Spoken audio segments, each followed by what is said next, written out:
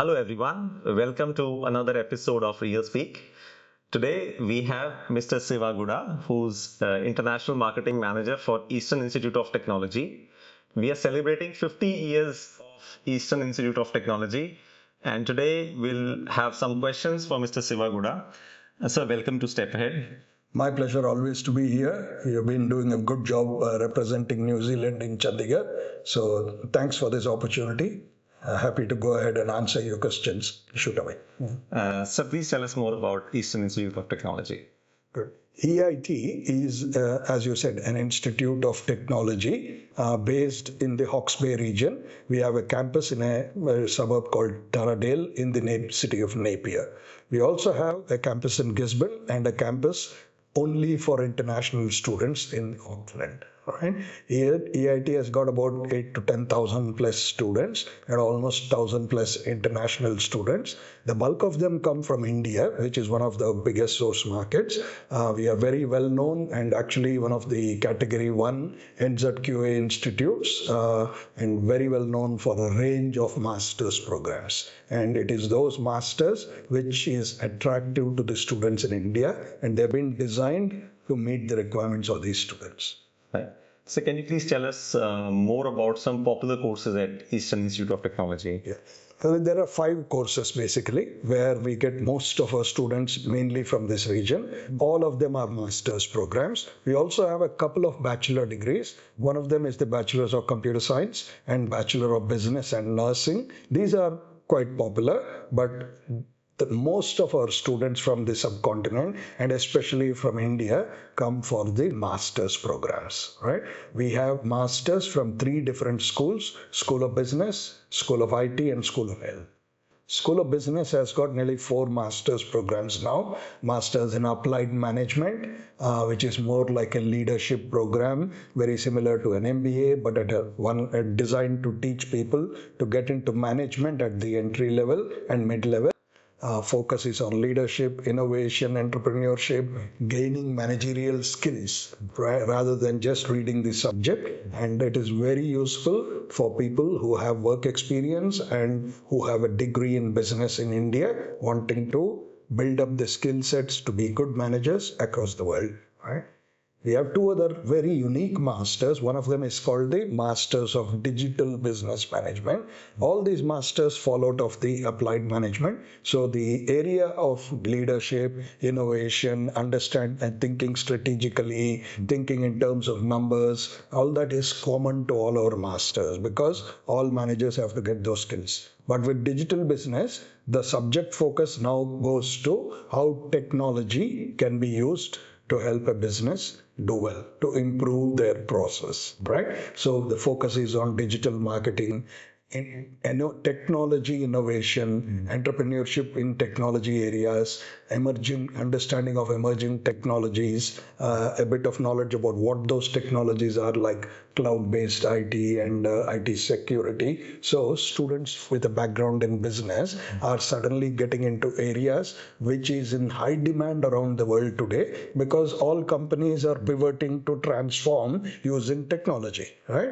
The biggest problem is that we don't have enough people who actually know that with the senior management levels because they all studied in a different way. So having students with this capability creates excellent opportunities. They are ready for the future.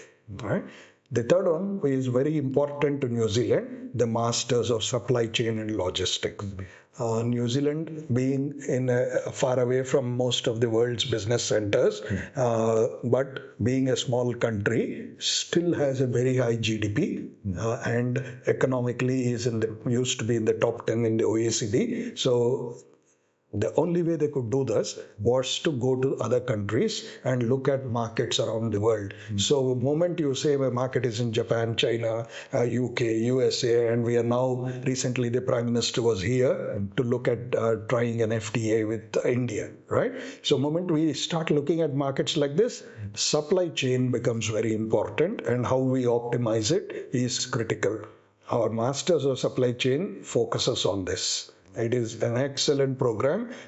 There are some restrictions. Students who actually have an understanding of operation management and supply chain are the only ones who are eligible. All business students with that knowledge, but phenomenally good opportunities. It is the area to be in New Zealand because every company's focus is on optimizing the supply chain, right?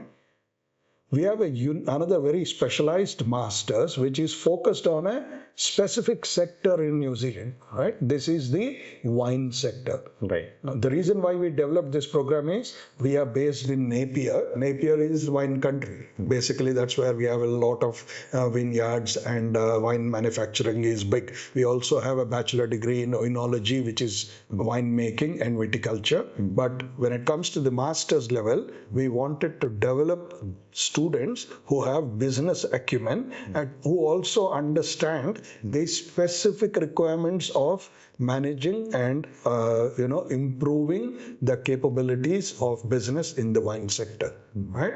This is, if you really look at it, it's a mix of applied management, supply chain, and digital business, because these are the unique skills that they require for many of these boutique wineries to be able to project themselves to the international markets, which is where the markets are, and for the students to understand the intricate issues that the sector faces in management and in making sure their products reach the customers. Right? So these are the four major masters. All of them drop off from the applied management in the sense that leadership, innovation, data analytics, and strategic planning is common, but the other subjects change and they specialize in the specific area, right? All our masters are either 1.5 or 2 years. The 2-year masters has a big research component. The more popular 1.5-year masters has 1 year of these subjects which we discussed and also has a 6-month research project which has to be done most preferably on an industry issue, right? So therefore the students learn the skills and then start applying it to solve an industry problem. So the biggest focus of an Institute of Technology is to be relevant to industry, right? By making the programs relevant to industry, we are trying to solve their problems. Problem solvers are always in demand anywhere in the world. That's what we train our students for, right? How do we actually make them relevant to industry? These programs are not designed, like in India or in many other courses. Like I did a bachelor degree, I passed the degree by writing an exam and completing the course, right? Even in our masters and in some of the bachelor degrees, the focus is not about writing an exam, but to do a series of projects or assignments which are designed to develop the skills. Right? So in many cases, we therefore don't even have an exam. It is the regular assignments, which is how we examine the students. Therefore, coming to class is very important. 100% attendance is important, right? Coming to class with preparation is even more important because it's not a question of open this page, sit down and read this. No, it's about discussing the topic, learning from the group of students, and almost all the students have good experience. The teacher is like a guide who makes sure that these people gain the skills which the industry wants. That's why our courses do very well. We have an excellent job market outcome from the programs, and we encourage students to come look for these kind of masters and do well in their career. So the masters that we just discussed, is there any work experience required to get into these masters? Good question. It is not a requirement, but it is a preference. Okay. All these programs can be offered to international students only once 𝐒𝐩𝐞𝐚𝐥 approves it. New Zealand Qualifications Authority has not specified work experience. But then remember, these students are doing a master's course. They are targeting a management level job, right? Tell me, will you give a fresher with no experience a job at management level straight away? No. So it automatically becomes logically that we need students who have some work experience in order to make sure they are successful. Right. That doesn't mean freshers are not eligible. We have quite a number of them. Most of them end up in Napier because we have a lot of freshers from New Zealand there. So the environment and the support is designed for students who are fresh, right? But these students take a little bit more time to get that right job because thankfully, the government gives them enough time to, after the course, to start looking for a job, and they can take advantage of that time and build their career. The ones with the experience, especially good quality experience, just walk into roles. So they are obviously more preferred. Right. Sir, graduates from India want to pursue their MBA straight after graduating. I mean, it's a very popular program in India. Yeah. And the programs that we have at EIT, since they also accept freshers, so do you think that is a better option for somebody who's just graduated as compared to going for MBA that don't require work experience?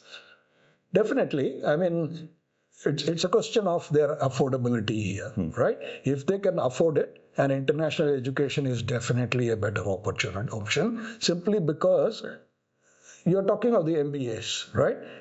If the student got into an MBA, say at BITS Pilani or IIM, any of the IIMs, there's no question. That's the best in the country. They are in high demand. But most of the other university MBAs are literally master's courses in disguise, teaching them the subject, but with not much of a focus on the practice, on the applied learning, on the industry, right? So then what is the benefit? The idea of an MBA is to create leaders, to create managers who can take an organization forward, somebody who can think strategically, right? So when you start thinking in those terms, the kind of program that we just talked about, the Masters in Applied Management, which is fully focused on developing the leadership skills and not just reading the subject again, is ideal for them, right? So therefore, if there was an opportunity for a student and the capability to go abroad and study, and I would always recommend that. And if they thought about New Zealand as the destination, EIT has got the options. Right? That's why we want those kind of students. Right. There is no real point in them in doing the MBA here and then coming there. We have quite a number of students who have done their MBA and then realize they have no skill sets and therefore they want to come and again do a master's in New Zealand. Not really a requirement. Ideally, they should be planning beforehand. Having said that, if these students gain 2 or 3 years experience and then come, they will actually appreciate issues that a manager must handle because they have worked, and that makes them much more relevant and they can actually get the best out of the course. Right. So EIT has got 2 campuses in New Zealand, 3 campuses. The main campus is Napier, and there's Gisborne, and there's another campus in Auckland. So what kind of students do you get in these campuses? Auckland campus has only masters. We call it a graduate school. So it is we have only about 5 programs there. All of these masters that I talked about, right. And these masters are available in Auckland, right? In addition to the business masters which we discussed, we also offer our flagship program, basically the masters of IT and a masters in health science. Right. Okay, we can talk about that later, but it is these 5 masters which is where students come from. Okay. In the Napier campus, we have a lot more programs, right from the entry level 4 diplomas till to the masters, right? So a huge range of programs and a lot of students. Most of the students are domestic in nature. They come from Napier and the surrounding areas, but a lot of international students are also going there and they study there. The Gisborne campus is only for domestic at the moment. Earlier we used to get some international, but in order to make sure support is good and the students get a good experience, after COVID we decided not to offer international at the Gisborne campus, where we do only bachelor degree anyway. What are the part-time work opportunities available in Napier? Yeah. Napier. Auckland, we know that a lot of part-time opportunities are there, but students want to know more about Napier. Good. See, the same kind of part-time jobs that you find in Auckland, you will find in Napier. The only difference is the scale, right? Auckland is 5 times larger than Napier, so they have more jobs. But there are 10 times larger number of students. Whereas in Napier, smaller city, same jobs are there, but there is only one major institute in the whole region, which is EIT. So the only people who get those jobs are the EIT students. So therefore, there are pretty good opportunities. Every student whom we have had in Napier has got jobs. Like for example, in the case of the health science, we have a lot of old age homes in and around Napier. So there is good opportunity to work within the old age sector, in the geriatric care sector. So students with a health background coming for Master of Health Science will do really well if they are planning for Napier. There are finite limitations to jobs, but the jobs are always there, and our students end up getting them and doing quite well for themselves. With the health science area, they actually get the jobs which is exactly relevant to what they are studying, right? Similar kinds of jobs are available in Auckland. Only thing is the competition is a lot more because a number of other institutes are there and there are a lot more international students. So sometimes the feedback is it is harder to get it in Auckland, but we don't find that kind of feedback in Napier simply because it's our students, those 600 to 1,000 who actually go for the part-time jobs. Right. So, what is the cost of doing these courses, and is there a difference of cost in studying in Auckland and studying at the Napier campus of EIT? Indeed. The government of New Zealand actually wanted to make sure that students go outside Auckland. The very same reasons we discussed. Too much of population, accommodation pressures, getting part-time jobs is becoming more competitive. Lots of other issues are there when population grows without any control. And the students are also contributing to that by coming in huge numbers, right? So therefore, the country says, New Zealand is not Auckland. All right. I live in Wellington. We have got a beautiful city in Wellington, a beautiful city in Christchurch, one of the warmest and nicest places in New Zealand in Napier, right? And Hamilton, which is close to Auckland. So there are a lot of places where students can go and study and get jobs, right?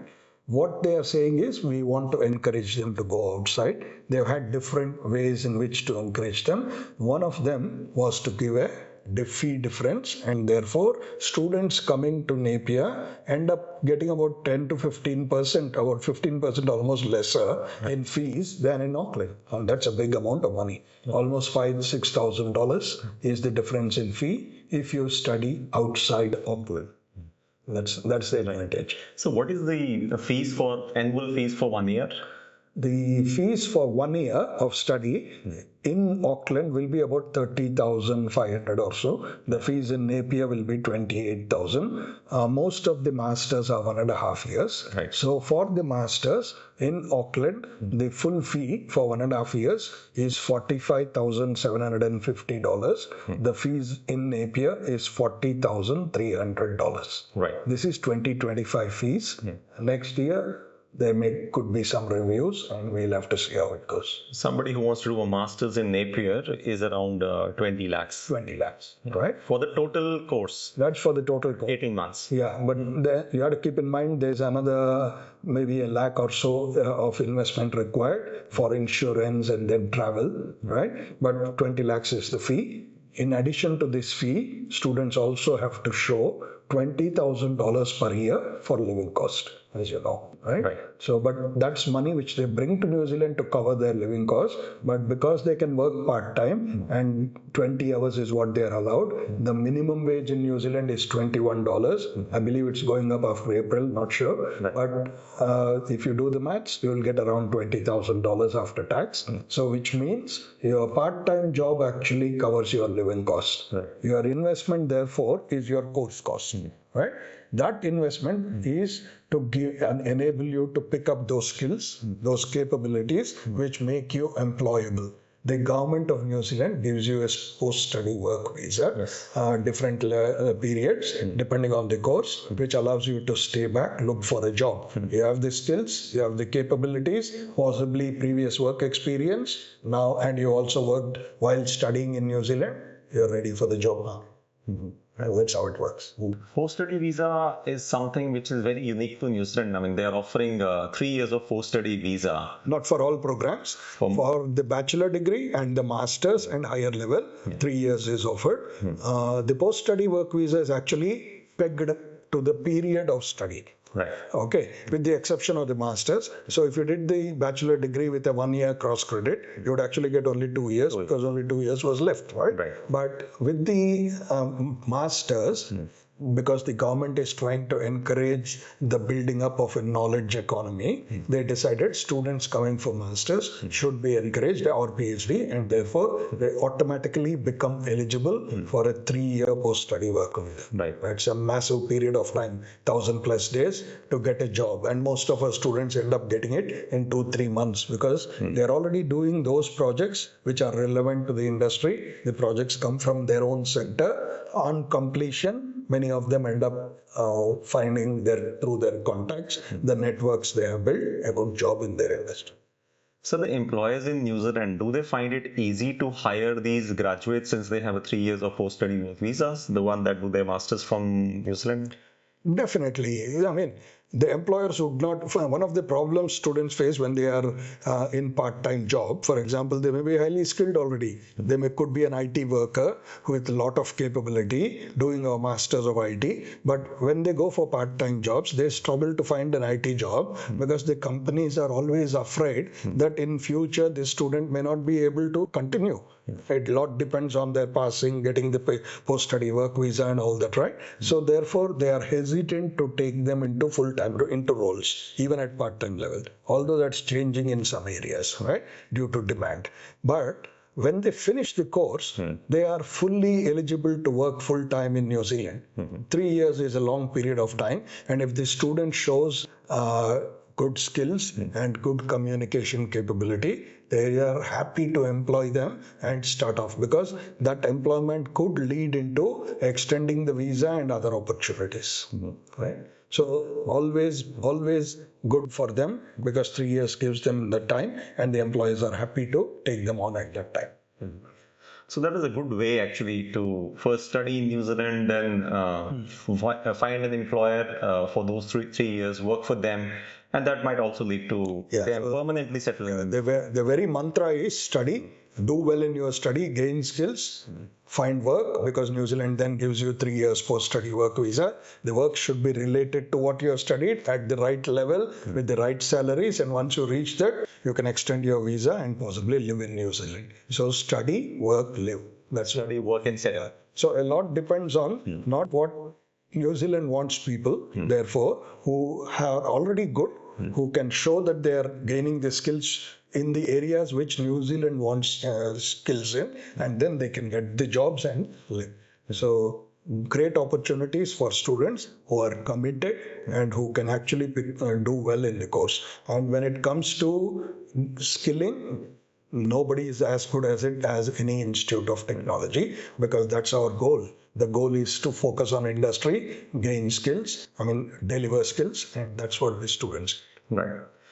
Some countries like Australia, they do not want to give a study visa to someone who has, got a few years of work experience. They prefer to take students who have just graduated from India.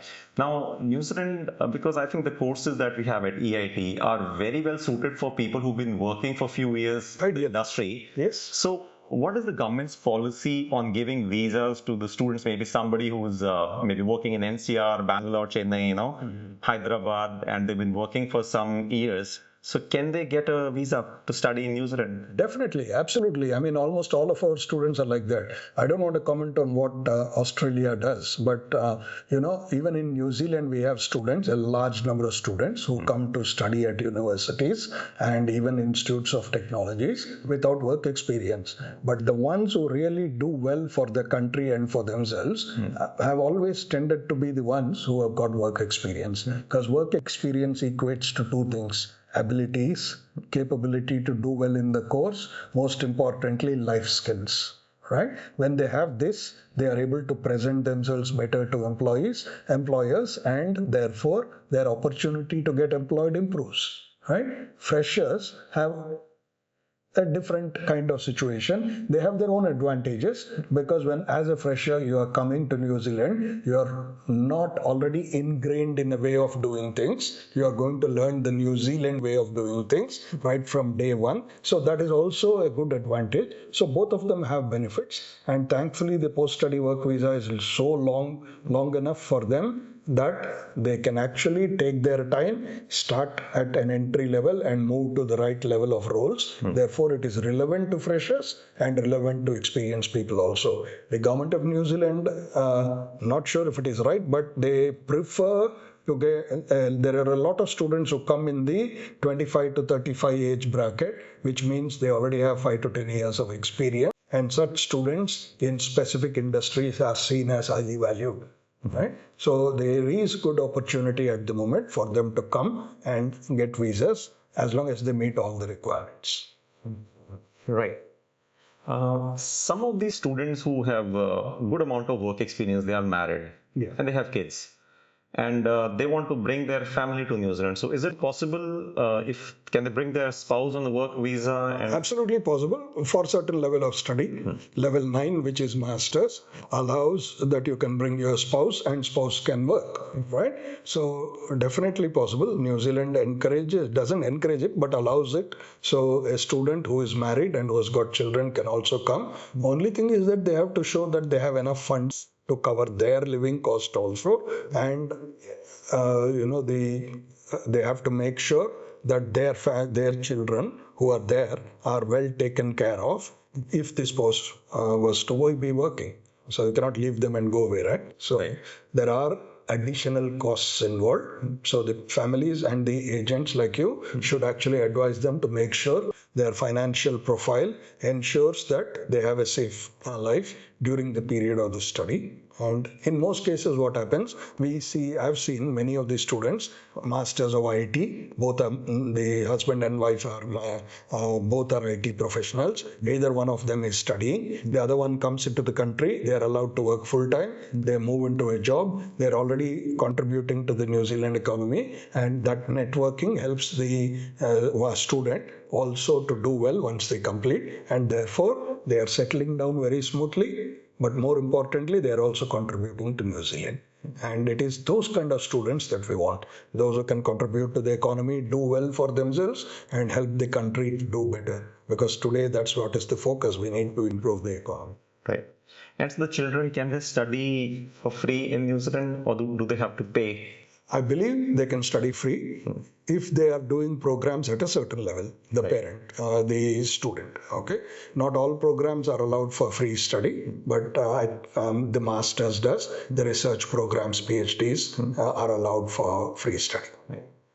So any piece of advice for Indian students coming to study in New Zealand, what they should be doing and what they must be avoiding? Good question. There are lots of things to avoid, and what if they avoid all that, they'll automatically be doing what they should do correctly. Right. So most Indian students come, especially from this region. Their first question that I get when I talk to students is, "What is the part-time job?" They're not coming for the part-time job. So the advice is not to the students, but to the parents actually, to tell them, make sure you send enough money so that they are covered for their living cost, and therefore they can focus on their study, right? Remember, I told you these master's courses are not designed to, teach you a subject.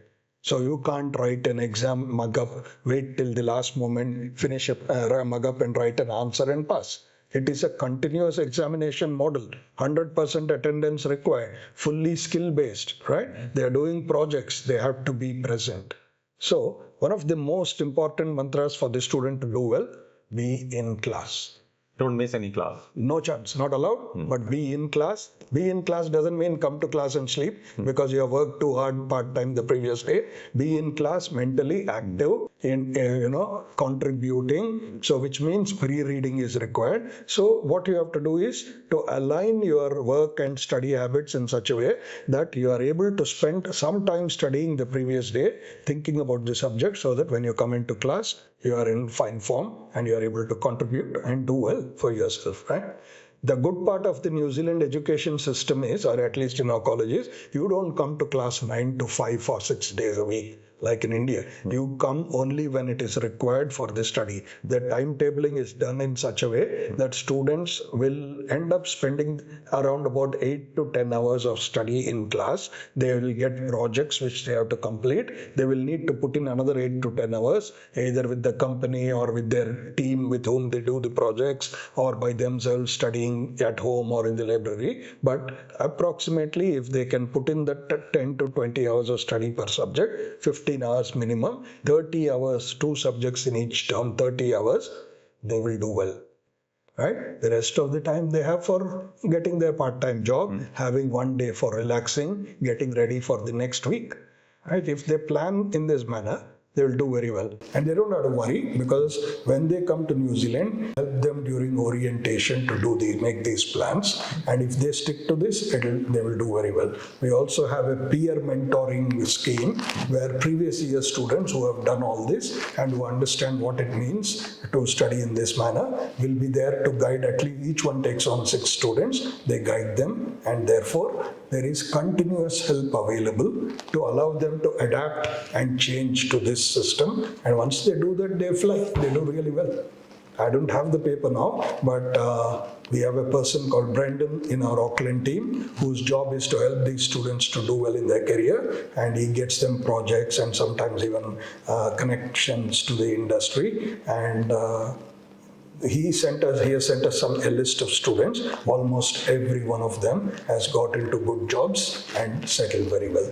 Right? And thanks to the work that our team back in New Zealand does, you can see them here, we are able to do really well.